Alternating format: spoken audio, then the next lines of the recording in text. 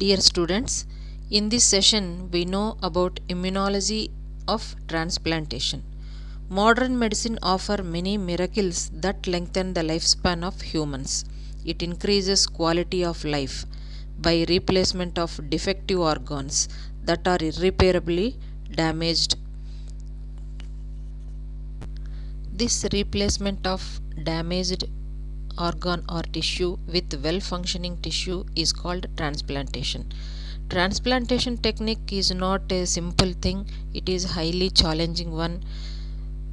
Successful transplantation requires surgical asepsis, surgical techniques of vascular anastomosis, genetic matching of donors with hosts, prevention of infection in recipient and also donor, strict antiseptic techniques to control infection, and finally proper use of immunosuppressive drugs.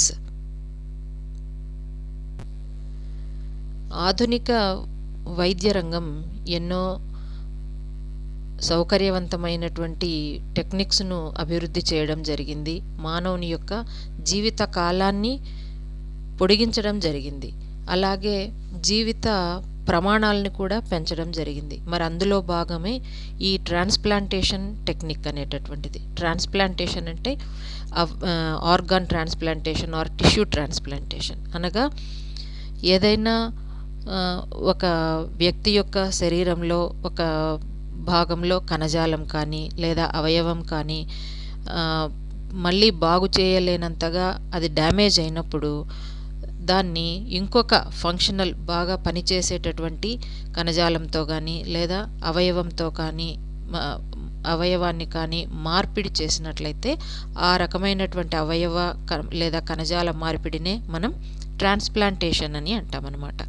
మరి ఈ transplantation technique అనేటటువంటిది చాలా సులభమైనటువంటిది కాదు, ఎంతో challenging అయినటువంటి work task అనమాట. మరి దీనికోసం ఎన్నో రకాలైనటువంటి పరిస్థితులు కల్పించాల్సి ఉంటుందన్నమాట. అంటే పూర్తిగా ఏసెప్టిక్ కండిషన్స్ ఉండాలి, మరి ఏ రకమైనటువంటి ఇన్ఫెక్షన్స్ ఉండకూడదు ట్రాన్స్ప్లాంటేషన్ జరిగినప్పుడు.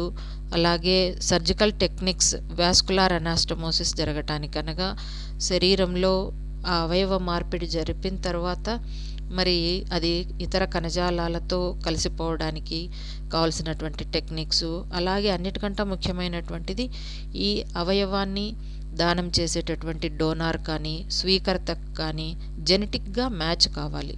అంటే జన్యు సంబంధమైనటువంటి మ్యాచింగ్, కొన్ని రకాలైనటువంటి ప్రతిజనకాల మ్యాచింగ్ అనేటటువంటిది తప్పనిసరిగా ఉండాలి. లేకపోతే ఎన్నో రకాలైనటువంటి ఈ అసంక్రామ్యత చర్యలను ఎదుర్కోవాల్సి వస్తుందన్నమాట. మరి కాబట్టి జెనెటిక్ మ్యాచింగ్ అవసరం. అలాగే ఈ ట్రాన్స్ప్లాంటేషన్ అవయవ మార్పిడి తర్వాత ఇన్ఫెక్షన్స్ రాకుండా, మరి ఆ అవయవాన్ని దానం చేసిన వ్యక్తి కానీ తీసుకున్న వ్యక్తి కానీ ఇన్ఫెక్షన్స్ రాకుండా ఎన్నో జాగ్రత్తలు తీసుకోవాలి. అలాగే అసంక్రామ్యత ప్రతిచర్యలు శరీరంలో తలెత్తకుండా ఇమ్యునోసప్రెసివ్ డ్రగ్స్, అసంక్రామ్యత చర్యలను తగ్గించేటటువంటి మందుల వాడకం కూడా ఉండాలన్నమాట. మరి ఈరోజు మనం ఈ క్లాస్లో ఈ ట్రాన్స్ప్లాంటేషన్ జరిపినప్పుడు ఎదుర్కొనేటటువంటి అసంక్రామ్యత చర్యలు ఏ రకంగా ఉంటాయి, మరి సక్సెస్ఫుల్ ట్రాన్స్ప్లాంటేషన్ జరగాలి అనన్నా, అలాగే ఏదైనా ఒక ట్రాన్స్ప్లాంటేషన్ జరిగినప్పుడు అది రిజెక్ట్ అవుతుంది. రిజెక్ట్ కావడం అంటే అందులో సెట్ కాకపోతే ఆ బాడీలో అది ఇమ్మడకుండా మరి అది చనిపోయినప్పుడు ఆ ఆర్గాన్ పనిచేయకుండా అయిపోవడంలో ఉండేటటువంటి అసంక్రామ్యత చర్యలేవి.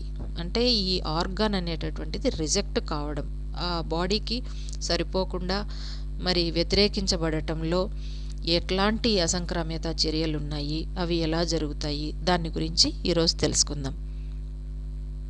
First we know about what is transplantation and types of transplantation.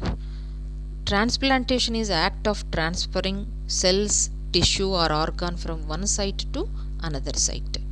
ఒక సైట్ నుండి ఒక ప్రాంతం నుండి ఇంకొక ప్రాంతానికి కణాలను కణజాలాలను అవయవాలను మార్పిడి చేయటాన్ని ట్రాన్స్ప్లాంటేషన్ అని అంటామన్నమాట.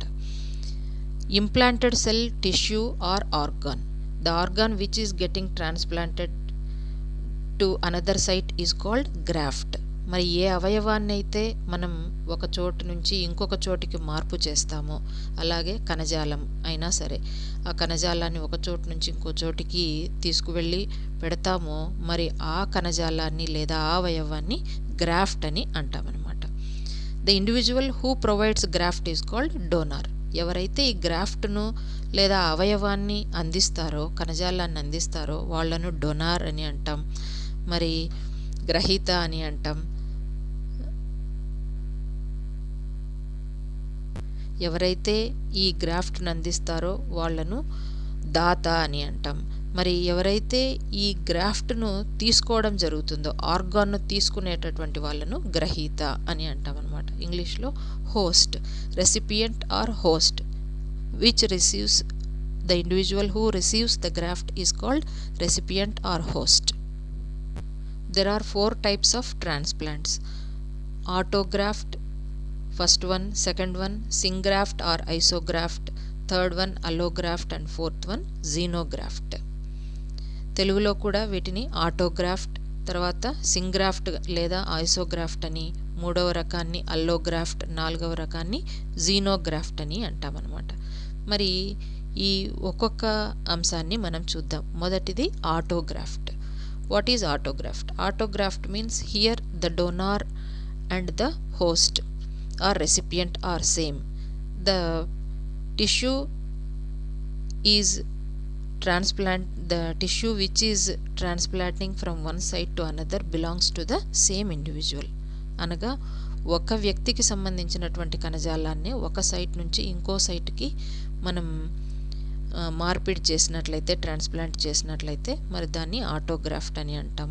తర్వాత రెండవది ఐసోగ్రాఫ్ట్ ఆర్ సింగ్రాఫ్ట్. అంటే ఐడెంటికల్ లేదా identical twins, genetically identical individuals మధ్య జరిగేటటువంటి ఈ రకమైనటువంటి టిష్యూ ట్రాన్స్ఫర్ను మనం ఐసోగ్రాఫ్ట్ ఆర్ సింగ్రాఫ్ట్ అని అంటామన్నమాట.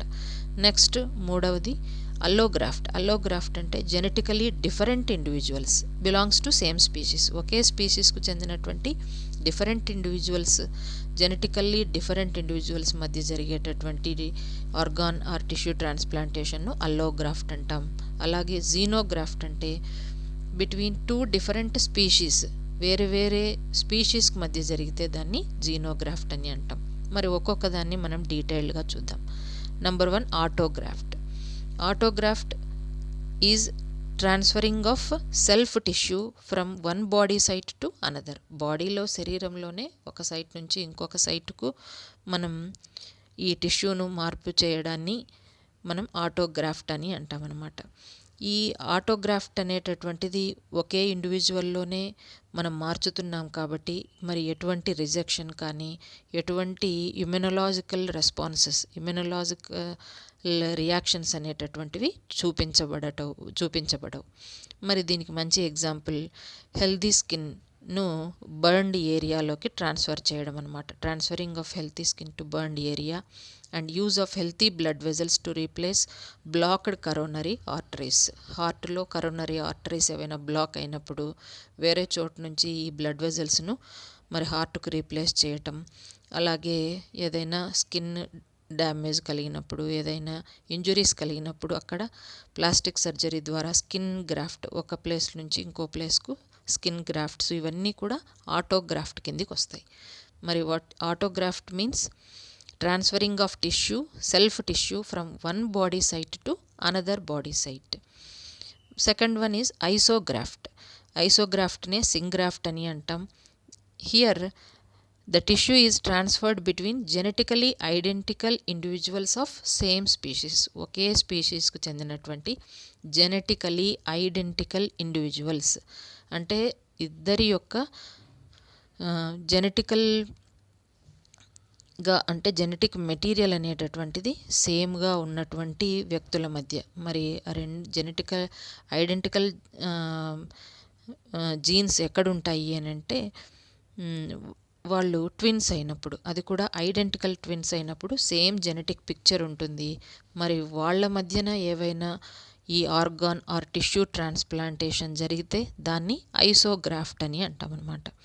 ఆర్ సింగ్రాఫ్ట్ అనైనా అంటాం. కాబట్టి ట్విన్స్ మధ్య, ఐడెంటికల్ ట్విన్స్ మధ్య జరిగేటటువంటి టిష్యూ ట్రాన్స్ప్లాంటేషన్ను ఐసోగ్రాఫ్ట్ అని అంటాం. Next third one allograft. Here the tissue is transferred between two genetically different members of same species. ఒకే స్పీషీస్లోనే మరి డిఫరెంట్గా ఉన్నటువంటి జెనెటికల్ పిక్చర్, అంటే వాళ్ళిద్దరి మధ్యన ఎక్కడ జన్యువుల్లో సారూప్యత అనేటటువంటిది ఉండదు. మరి జెనెటికల్గా వేరుగా ఉన్నటువంటి వ్యక్తుల మధ్య జరిగేటటువంటి టిష్యూ ట్రాన్స్ప్లాంటేషన్ను అల్లోగ్రాఫ్ట్ అని అంటామన్నమాట. మరి కాబట్టి ఈ హిస్టోకంపాటబిలిటీ యాంటీజెన్స్ కూడా సిమిలర్గా ఉండవు. మరి గ్రాఫ్ట్ రిజెక్ట్ అయ్యేటటువంటి అవకాశం ఉంది. మరి ఈ రకమైనటువంటి ట్రాన్స్ప్లాంటేషన్ను అల్లోగ్రాఫ్ట్. మరి ఇది ఎక్కువగా మనం చూస్తూ ఉంటాం. ఈ అల్లోగ్రాఫ్ట్ అనేటటువంటిది డిఫరెంట్ రిలేషన్ లేనటువంటి వ్యక్తుల మధ్య కూడా ఈ ఆర్గాన్ ట్రాన్స్ప్లాంటేషన్ను మనం చూస్తూ ఉన్నాం. దాన్నే అల్లోగ్రాఫ్ట్ అని అంటాం. Next fourth one xenograft. Tissue is transferred between two different species.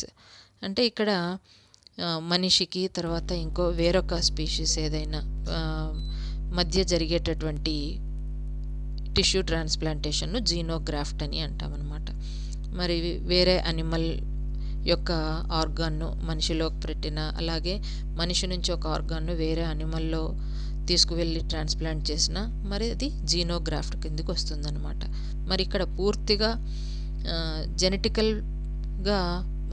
పూర్తిగా డిఫరెంట్గా ఉన్నటువంటిది.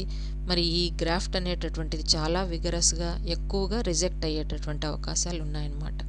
ఇది ఫోర్త్ టైప్ ఆఫ్ ట్రాన్స్ప్లాంటేషన్, జీనోగ్రాఫ్ట్. మరి ఇందాక మనం చెప్పుకున్నట్టుగా అల్లోగ్రాఫ్ట్ అనేటటువంటిది tissue transformation between two genetically different members అన్నమాట. మరి అల్లోగ్రాఫ్ట్ సాధారణంగా రిజెక్ట్ అవుతూ ఉంటుంది. మరి ఈ అల్లోగ్రాఫ్ట్ రిజెక్షన్ను మనం ఈ క్లాస్లో డీటెయిల్డ్గా చదువుకుందాం. What is allograft rejection? Allograft rejection is a process of rejection of allografts. మరి జెనెటికల్గా సిమిలర్గా లేనటువంటి ఇండివిజువల్స్ మధ్యన టిష్యూ కానీ ఆర్గాన్ కానీ ట్రాన్స్ప్లాంట్ చేసినప్పుడు రిజెక్షన్ అనేటటువంటిది ఉంటుంది, వ్యతిరేకించడం జరుగుతుంది. మరి ఆ టిష్యూ బాడీలో మరి ఇమడకుండా రిజెక్ట్ కావడం జరుగుతుందన్నమాట. మరి ఈ రిజెక్షన్ అనేటటువంటిది ఎలా జరుగుతుంది అని అంటే, ఈ graft rejection is the consequence of immune response mounted by recipient against that graft. ఈ రెసిపియంట్ బాడీ ఆ గ్రాఫ్ట్ను రిజెక్ట్ చేయడం, ఇమ్యూన్ రెస్పాన్సెస్ చూపించడం జరుగుతుందన్నమాట. It is due to the incompatibility between tissue antigens of the donor and the recipient.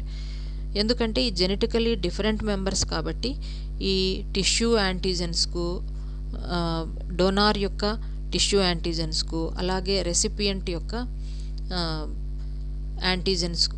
రెసిపియంట్కు మధ్యన compatibility లేకపోవడం వల్ల మరి ఈ రకమైనటువంటి ఇమ్యూన్ రెస్పాన్సెస్ కనిపించడం ఆ గ్రాఫ్ట్ రిజెక్షన్కు కారణం అన్నమాట. మరి ఈ adaptive immune response is responsible for rejection. Cells expressing class 2 MHC antigens play a major role in sensitizing the immune system of recipient.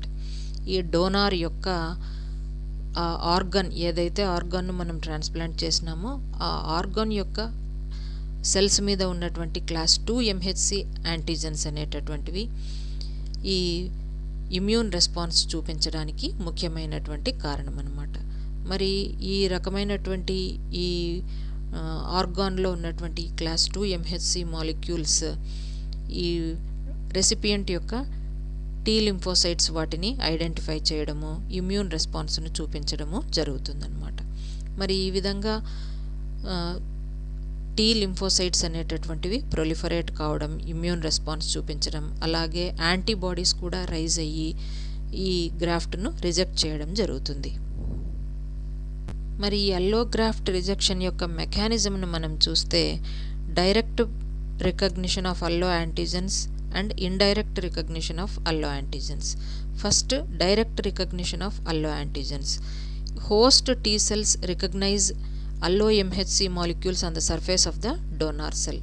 మరి మనం తీసుకున్నటువంటి ఆ గ్రాఫ్ట్లో ఉన్నటువంటి సెల్స్ మీద ఉన్నటువంటి అల్లో ఎంహెచ్సి మాలిక్యూల్స్ను హోస్ట్ టీ సెల్స్ రికగ్నైజ్ చేయటం, మరి అవి రికగ్నిషన్ తర్వాత ప్రొలిఫరేట్ కావటం, తర్వాత ఇవి ఈ డయాగ్రామ్లో కనుక మనం చూసినట్లయితే ఇక్కడ ఈ అల్లోజెనిక్ యాంటీజెన్ ప్రెజెంటింగ్ సెల్ దానికి ఉన్నటువంటి ఎంహెచ్సి మాలిక్యూల్స్ ద్వారా పెప్టైడ్ను ఇది ప్రజెంట్ చేస్తే హోస్ట్ యొక్క టీ లింఫోసైట్స్ దాన్ని ఐడెంటిఫై చేయటము, మరి తర్వాత ఇమ్యూన్ రెస్పాన్స్ను చూపించటము జరుగుతుందన్నమాట.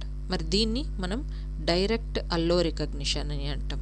అంటే ఇక్కడ ట్రాన్స్ప్లాంట్ చేసినటువంటి ఆర్గాన్లో ఉన్నటువంటి అల్లోజెనిక్ యాంటీజెన్ ప్రెజెంటింగ్ సెల్స్, ఈ యాంటీజెన్ ప్రెజెంటింగ్ సెల్ దాని యొక్క పెప్టైడ్స్ను MHC2 మాలిక్యూల్స్ ద్వారా ప్రజెంట్ చేసినప్పుడు హోస్ట్ యొక్క టీ లింఫోసైట్స్ దాన్ని ఐడెంటిఫై చేస్తాయి, ఇమ్యూన్ రెస్పాన్సెస్ను చూపిస్తాయి. దీన్ని డైరెక్ట్ రికగ్నిషన్ అని అంటామన్నమాట. నెక్స్ట్ సెకండ్ టైప్ వచ్చి indirect recognition of allo antigens. ఇక్కడ Here in this indirect recognition of allo antigens, donor MHC molecules are taken by recipients APC, antigen presenting cells. ఇక్కడ involve అయ్యేటటువంటి APC, recipient APC ఈ విధమైనటువంటి donor యొక్క MHC మాలిక్యూల్స్ను అది తీసుకొని అది ప్రజెంట్ చేయడం వల్ల టీ లింఫోసైట్స్ దాన్ని ఐడెంటిఫై చేస్తాయి. డైరెక్ట్ రికగ్నిషన్లో అయితే ఈ డొనార్ యొక్క సెల్స్కే ఈ టీ లింఫోసైట్స్ ఐడెంటిఫికేషన్ జరుగుతుంది. ఇక్కడ మాత్రం రెసిపియంట్ ఏపీసీ ప్రజెంట్ చేసినటువంటి ఈ డోనార్ ఎంహెచ్సిని ఇవి ఐడెంటిఫై చేస్తాయి. దీన్ని ఇండైరెక్ట్ రికగ్నిషన్ అని అంటామన్నమాట. నెక్స్ట్ ఈ అల్లోగ్రాఫ్ట్ రిజెక్షన్లో ఉన్నటువంటి ఎఫెక్టార్ మెకానిజమ్స్లో 3 టైప్స్ ఉన్నాయన్నమాట, అంటే 3 patterns. These types are based on histopathological features or time duration of rejection after transplantation. Transplantation తర్వాత మరి రిజెక్షన్ కనిపించడానికి పట్టేటటువంటి టైంను, తర్వాత అక్కడ కనిపించేటటువంటి ఈ ప్యాథలాజికల్ ఫీచర్స్ని బట్టి ఈ మెకానిజం అనేటటువంటిది 3 టైప్స్ అనమాట. హైపర్ అక్యూట్ రిజెక్షన్, తర్వాత acute rejection and chronic rejection. What are these types? ఈ టైప్స్ ఏవో మనం చూద్దాం. ఫస్ట్ వన్ వచ్చి హైపర్ అక్యూట్ రిజెక్షన్. ఈ graft is rejected within minutes to hours because the vascularisation is rapidly destroyed. మరి hyper acute rejection అనేటటువంటిది transplantation జరిగినటువంటి within minutes or అవర్స్లోనే రిజెక్ట్ కావడం జరుగుతుంది. మరి ఈ రకమైనటువంటి మెకానిజంను హైపర్ అక్యూట్ రిజెక్షన్ అని అంటాం. This hyperacute rejection is mediated by preformed antibodies against ABO blood groups or MHC antigens of the graft. మరి ఆల్రెడీ ఈ హైపర్ అక్యూట్ రిజెక్షన్ అనేటటువంటిది మనం transplantation organ or tissue transplantation జరిపినటువంటి కొన్ని మినిట్స్లో అవర్స్లోనే రిజెక్ట్ కావడం జరుగుతుందన్నమాట. మరి దీన్ని హైపర్ అక్యూట్ రిజెక్షన్ అని అంటాం. ఈ హైపర్ అక్యూట్ రిజెక్షన్ అనేటటువంటిది ఆల్రెడీ బాడీలో తయారై ఉన్నటువంటి యాంటీబాడీస్ వల్ల కలుగుతుందన్నమాట. మరి దీన్ని మనం ప్రీ ఎగ్జిస్టింగ్ యాంటీబాడీస్ ఉండటం వల్ల మరి రిజెక్షన్ అనేటటువంటిది వెంటనే చూపించడం జరుగుతుందన్నమాట. మరి అది ఒక్కోసారి ఏదైనా ప్రియర్గా బ్లడ్ ట్రాన్స్ఫ్యూషన్ జరిగి ఉండొచ్చు, లేదా ట్రాన్స్ప్లాంటేషన్ జరిగి ఉండొచ్చు. ఆ రకంగా ఇండ్యూస్ చేయబడి యాంటీబాడీస్ అనేటటువంటివి తయారై ఉంటాయన్నమాట. These antibodies bind to transplanted tissues, activate complement system which results in chemotactic attraction of granulocytes and triggers inflammation or by ADCC. అంటే ఎప్పుడైతే యాంటీబాడీస్ ప్రీఫార్మ్డ్ యాంటీబాడీస్ ఉన్నాయో అవి ఈ ట్రాన్స్ప్లాంటెడ్ టిష్యూతో, అంటే ట్రాన్స్ప్లాంట్ చేయబడినటువంటి ఆర్గాన్తో బైండ్ అయ్యి కాంప్లిమెంట్ సిస్టమ్ను యాక్టివేట్ చేసి మరి ఆ రీజన్లోకి గ్రాన్యులోసైట్స్ను అట్రాక్ట్ చేసి ఇన్ఫ్లమేషన్కు కారణమవుతుంది, రిజెక్షన్కు కారణమవుతుంది అన్నమాట. అది హైపర్ అక్యూట్ రిజెక్షన్. మరి దీనివల్ల ఏమవుతుందంటే ఇంట్రావాస్కులార్ ప్లేట్లెట్ అగ్రిగేషన్ జరిగి which leads to thrombosis and necrosis results of graft loss.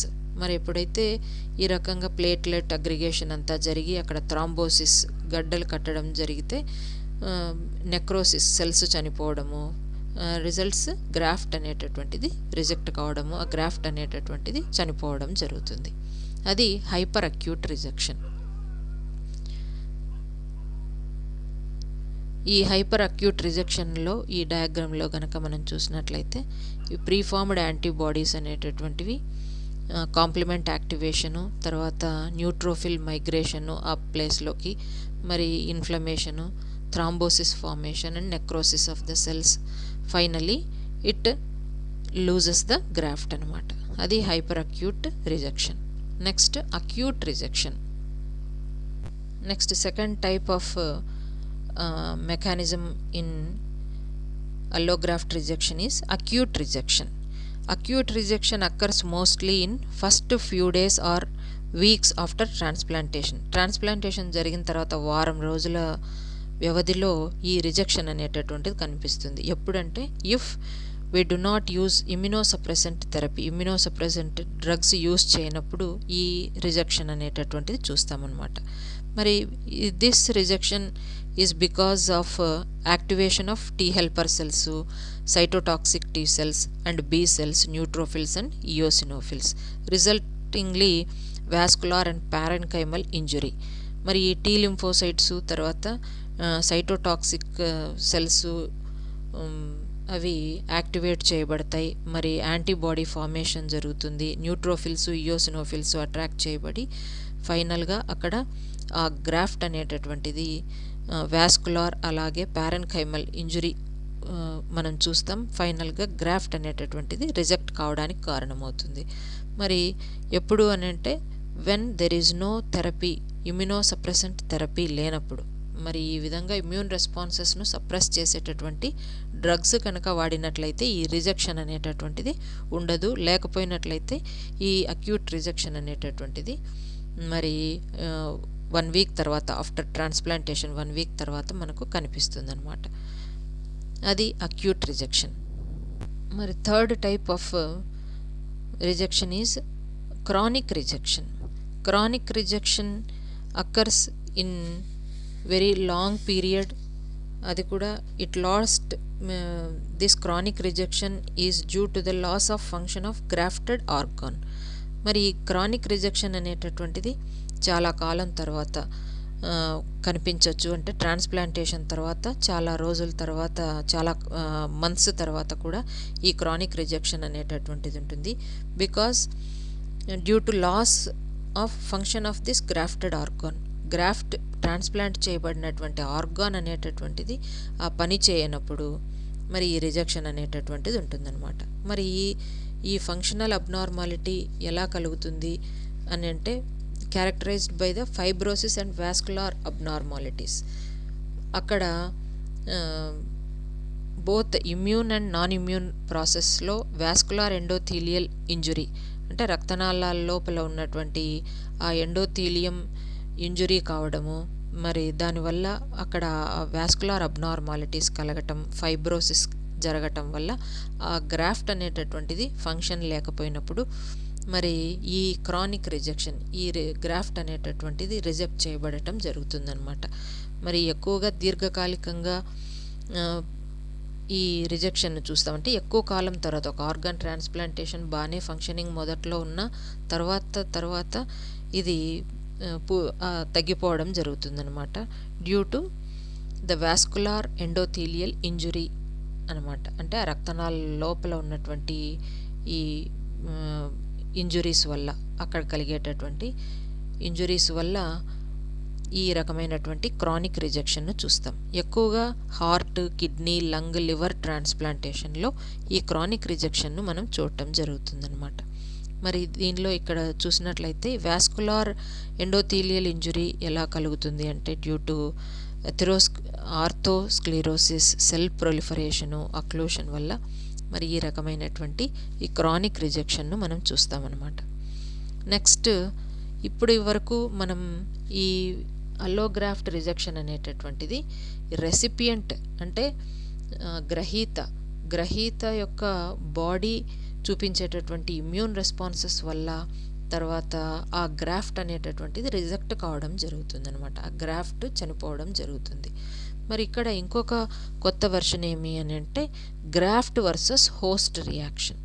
అంటే ఇక్కడ ఒక్కొక్కసారి ఈ రెసిపియంట్ యొక్క ఇమ్యూన్ సిస్టమ్ పని చేయనప్పుడు ఈ ట్రాన్స్ప్లాంట్ చేయబడినటువంటి ఆర్గాన్ అంటే డోనార్ యొక్క ఈ గ్రాఫ్ట్లో ఉన్నటువంటి టిష్యూసే ఒక్కొక్కసారి ఇమ్యూన్ రెస్పాన్స్ను ఎలిసిట్ చేయడం జరుగుతుంది. మరి దానివల్ల గ్రాఫ్ట్ వర్సెస్ హోస్ట్ రియాక్షన్ను మనం చూస్తాం. మరి in some instance the graft tissue elicits an immune response against host antigen. మరి హోస్ట్ యాంటీజెన్కి అగైనెస్ట్గా గ్రాఫ్ట్లో ఉన్నటువంటి ఇమ్యూన్ సెల్సే గనక ఇమ్యూన్ రెస్పాన్స్ని చూపిస్తే దాన్ని గ్రాఫ్ట్ వర్సెస్ హోస్ట్ రియాక్షన్ అని అంటామన్నమాట. మరి దీనివల్ల ఈ graft versus host reaction brings damage to the host సెల్స్కు డ్యామేజ్ కలుగుతుంది. అంటే గ్రాఫ్ట్ ఏమీ కాదు కానీ మరి హోస్ట్ సెల్స్కు డ్యామేజ్ కావడం జరుగుతుంది. When grafted tissue has mature T cells అంటే ఈ గ్రాఫ్టెడ్ టిష్యూలో ఆర్గాన్లో mature T cells functioning T cells ఉండాలి. They will attack the host tissue leading to GVHR అన్నమాట. మరి ఈ మెకానిజం కనుక మనం చూసినట్లయితే graft lymphocyte aggregate in host lymphoid organs. Graft నుంచి లింఫోసైట్స్ అనేటటువంటివి ఈ లింఫాయిడ్ ఆర్గాన్స్కు వెళ్ళి దే స్టిమ్యులేట్ ద హోస్ట్ లింఫోసైట్స్ను స్టిమ్యులేట్ చేయడం జరుగుతుంది. మరి అలాగే ఈ స్టిమ్యులేటెడ్ లింఫోసైట్స్ ఆఫ్ గ్రాఫ్ట్ ఈ గ్రాఫ్ట్ యొక్క లింఫోసైట్స్ లింఫోకైన్స్ను ప్రొడ్యూస్ చేస్తాయి.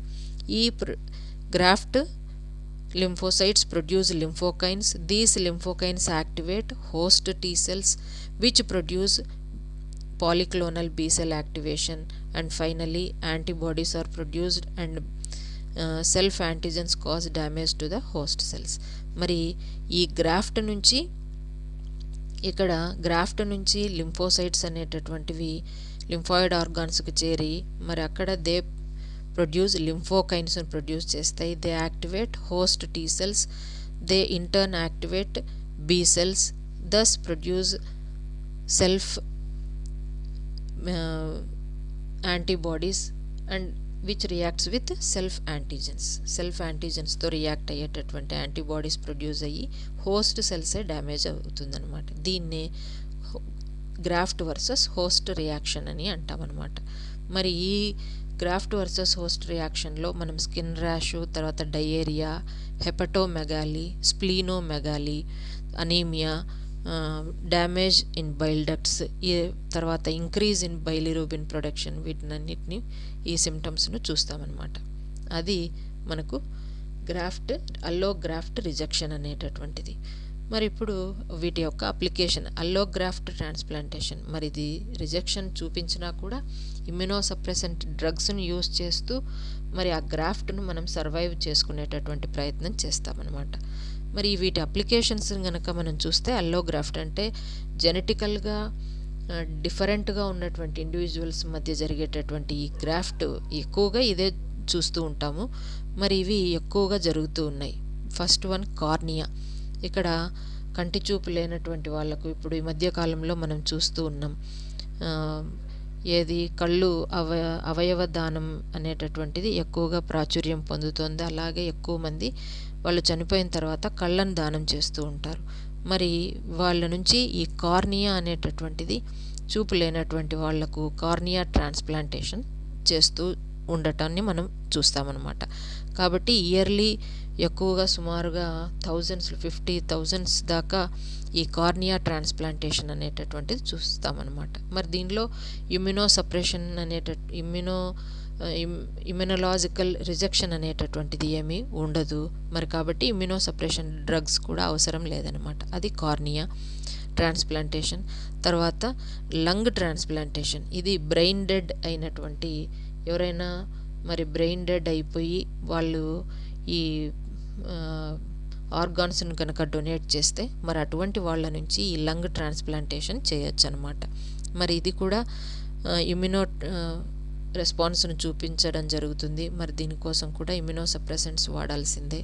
ఇది కూడా మరి తక్కువగా జరుగుతూ ఉంటాయి ఈ రకమైనటువంటి ట్రాన్స్ప్లాంటేషన్స్. అలాగే హార్ట్ కూడా ఇది కూడా బ్రెయిన్ డెడ్ అయినటువంటి డోనర్స్ నుంచి సేకరించి మరి డిఫెక్టివ్ హార్ట్ ఉన్నటువంటి వాళ్ళకు ట్రాన్స్ప్లాంట్ చేయడం జరుగుతుంది.